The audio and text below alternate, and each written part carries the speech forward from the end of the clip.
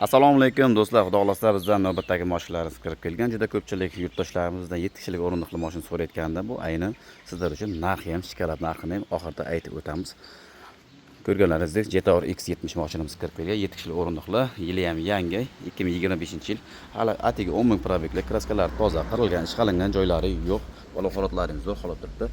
Parobkacha stanovka qilingan. Eng muhim tarafi do'stlar, bunga propan gaz ham stanovka qilingan. Xudo olgan odam bez xarajat haydaydi. Qo'llaringiz band bo'lsa, bemalol oyoqlaringiz yordamida bagaj qismini ochishlaringiz mumkin. Ko'rganlaringizdek, gap isboti bilan edi-ku. Qismlari ham yangi holat turibdi. 7 kishilik o'rindiqlar ko'rganlaringizdek.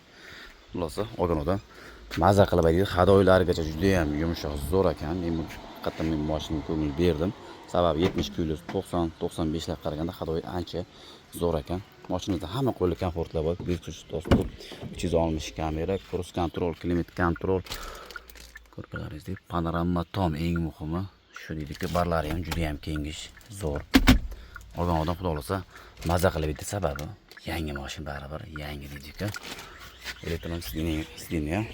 Narxga keladigan bo'lsa, narxini do'stlar buni 18.800 dollar so'rayapman. Bemalol pastdagi nomerlarga aloqa chiqaverasiz. Bizda yetkazib berish xizmatlari ham bor.